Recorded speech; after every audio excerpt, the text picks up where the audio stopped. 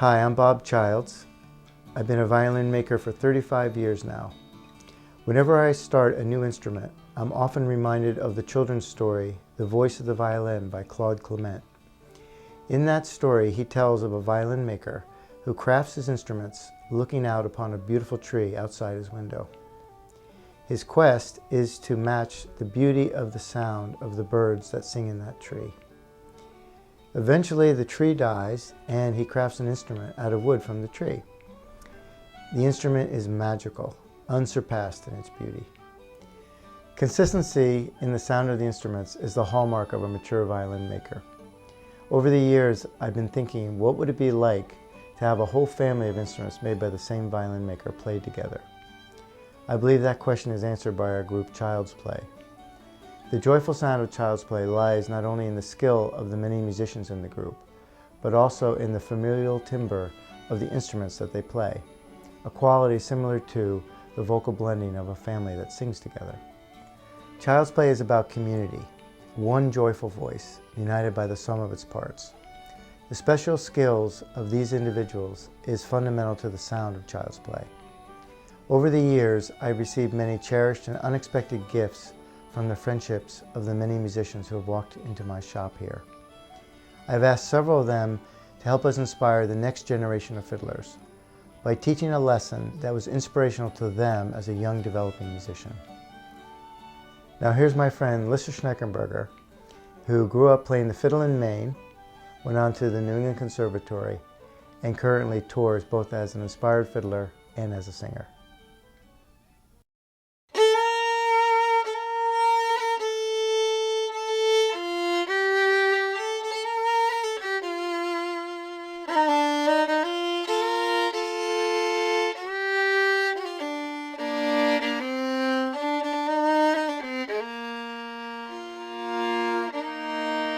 Oh, the blackbird is the blackest crow to ever sail the sky. He lifts his head, spreads his wings like a shadow flying by.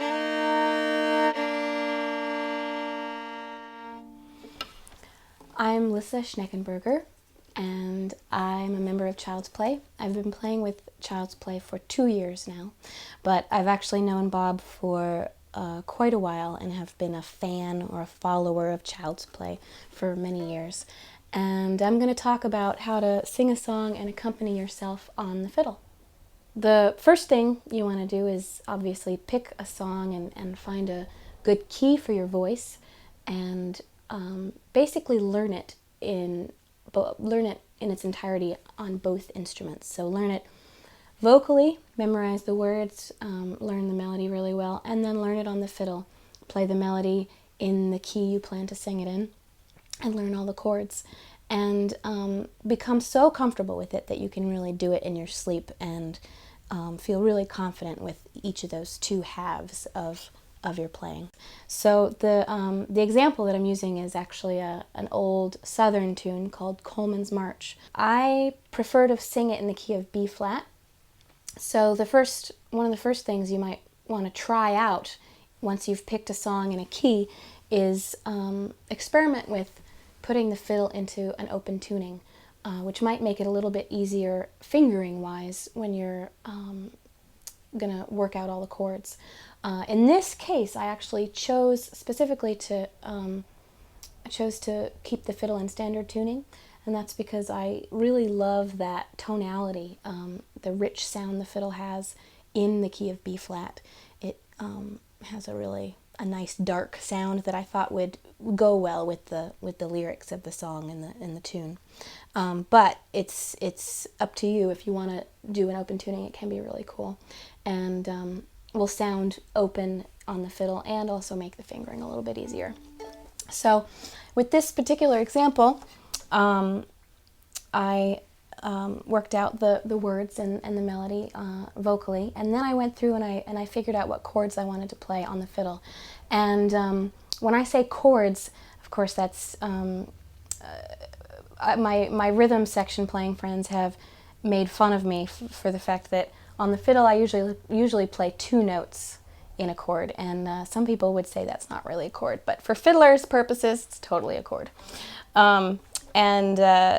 B flat chord for me, I like to play B flat and an F on the lower two strings of the fiddle. And I often use chords on the lower two strings of the fiddle because I find that it's a nicer complement and an accompaniment to my vocal range. So you might want to play with that as well. Try out different registers on the fiddle, depending on your vocal type and the key that you're planning to sing in. So here's my B flat chord. I also have an E flat chord, which I play with a B flat and an E flat. And then I have an alternate B flat chord, which has an open D string in it. And I use that so that I can create a nice line on the D string in the first phrase of the tune.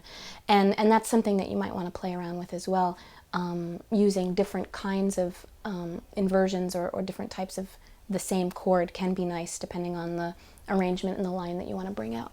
So B flat, E flat, there's my B flat, different B flat, and then I also eventually have an F chord in this tune, which I play like that with an A on the bottom and an F on the D string. There's another chord that I play towards the end of the B part that I guess technically is sort of like a C minor chord, but I play it in the place of an F chord where the F should be in the melody. And in fact, at that point, I'm singing an F with my voice, so there's a bit of a dissonance with the F and the E flat. And I did that on purpose so that there would be a little bit of tension at the end of the B part that then is resolved. And I kind of felt like the content of the words and the particular place in the song needed a little bit of tension. So that's another thing to play with arrangement-wise. You don't always have to play consonant-sounding chords.